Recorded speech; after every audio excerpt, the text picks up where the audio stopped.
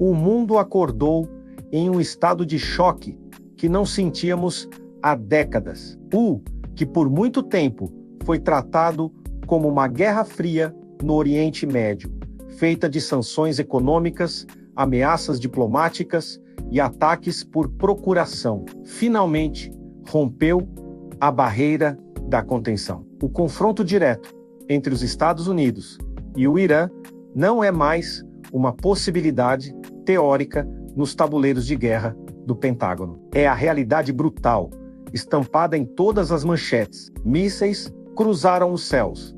Defesas antiaéreas iluminaram as noites de Teherã e Washington. E o fluxo de petróleo no Estreito de Hormuz foi interrompido, fazendo a economia global balançar como um castelo de cartas. Mas, enquanto o solo treme com as explosões, outra batalha, talvez ainda mais perigosa, acontece no campo da informação. Hoje, aqui no Realidade em Pauta, o nosso objetivo é dissecar esse conflito, expondo as entranhas das opiniões políticas que dividem o planeta e tentando entender o que realmente está em jogo por trás do fumo da guerra. Para compreendermos o cenário atual, precisamos olhar para as duas forças políticas que moldam a opinião pública mundial. De um lado, temos a direita conservadora, que defende uma postura de força total. Para esse grupo, a intervenção militar americana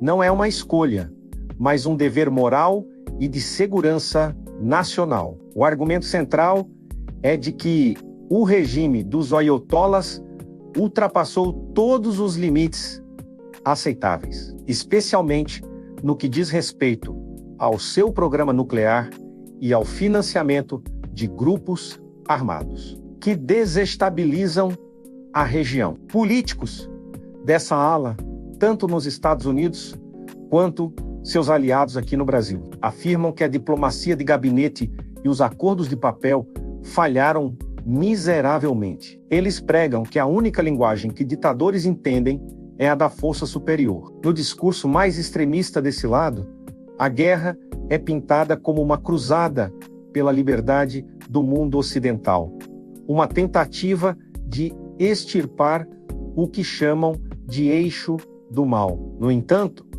raramente ouvimos desses mesmos líderes uma análise sobre os custos humanos devastadores, os trilhões de dólares desperdiçados ou o risco de um conflito que pode arrastar outras potências, como a Rússia e a China, para um buraco sem fundo. Do outro lado do espectro, encontramos a esquerda progressista, que levanta uma barreira de críticas ferozes à postura americana. Para esses políticos e militantes, o conflito não passa de mais um capítulo do imperialismo desenfreado. A narrativa aqui é de que os Estados Unidos nunca estiveram verdadeiramente preocupados com a democracia ou com os direitos humanos no Irã, mas sim com a manutenção da hegemonia do dólar e o controle das reservas energéticas. A esquerda aponta, com certa razão, que décadas de sanções econômicas severas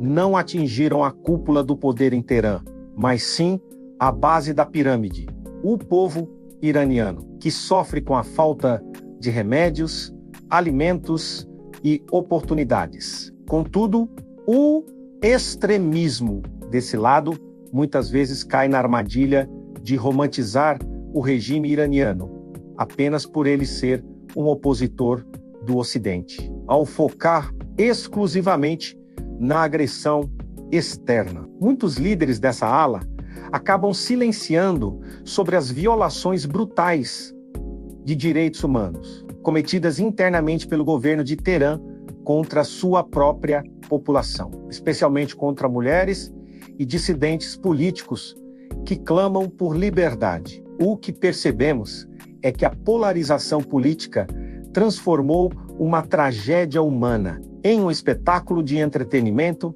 ideológico. Nas redes sociais, o debate foi reduzido a um fla-flu geopolítico onde a nuance morreu. Se você ousa criticar a estratégia militar americana, é imediatamente rotulado como um apoiador de terroristas. Se você aponta as falhas e o autoritarismo do regime iraniano é chamado de fantoche do imperialismo. Essa cegueira ideológica é a maior armadilha do nosso tempo. Ela nos impede de enxergar que, no meio desse fogo cruzado, existe um povo iraniano que vive sob um sistema perverso e opressor, mas que também é a maior vítima das bombas e das sanções que vêm de fora. A polarização nas redes e nos parlamentos serve apenas para inflar egos e angariar votos, enquanto o mundo real se aproxima perigosamente de um ponto de não retorno. Chegamos agora ao momento de reflexão aqui no R-Ais.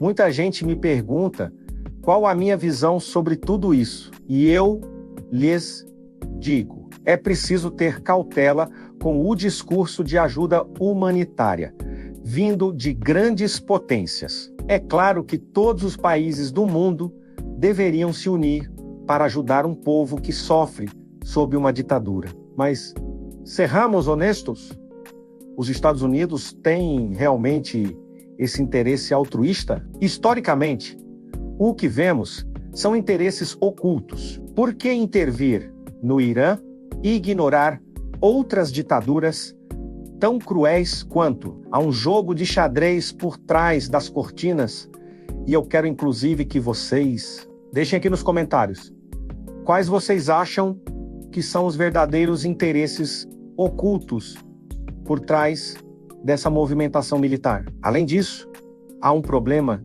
estrutural. Se houver uma intervenção que apenas derrube o topo da pirâmide sem um plano real para estabelecer eleições legítimas e uma troca de modelo político, o resultado será o mesmo de sempre. O vácuo de poder será preenchido por outro ditador, talvez ainda mais radical, e o ciclo de sangue continuará. Sobre o papel do nosso país, a minha posição é clara. O Brasil deve se manter estritamente neutro, não uma neutralidade passiva, mas uma neutralidade ativa e diplomática. Temos uma tradição histórica de sermos um país de boa vizinhança, um agente que consegue conversar com todos os lados da mesa. Aliar-se a um bloco militar agora seria um erro estratégico gigantesco. Precisamos proteger nossa economia, nosso agronegócio e a segurança do nosso povo, servindo como uma voz de moderação em um mundo que parece ter perdido a razão. O sistema interno do Irã é cruel com seu povo, mas as sanções externas funcionam como um martelo que só esmaga quem já está no chão. É um ciclo de sofrimento onde o cidadão comum é o único que perde. A guerra é o fracasso definitivo da inteligência humana. Enquanto os líderes mundiais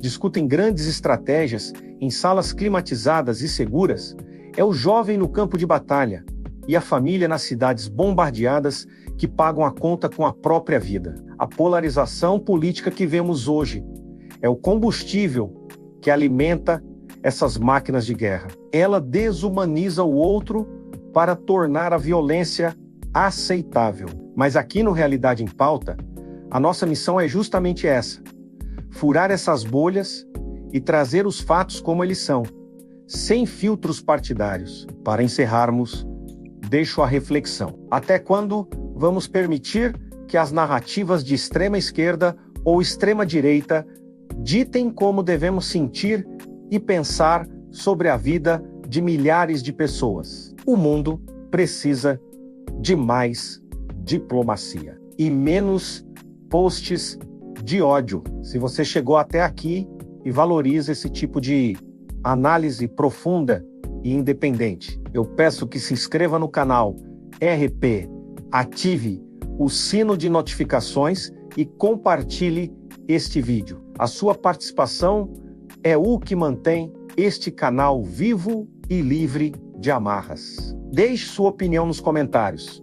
Eu leio todos e quero saber o que você pensa sobre os interesses ocultos dessa guerra. Eu sou a voz do Realidade em Pauta e nos vemos no próximo vídeo. Até lá! Mantenha os olhos abertos e a mente crítica.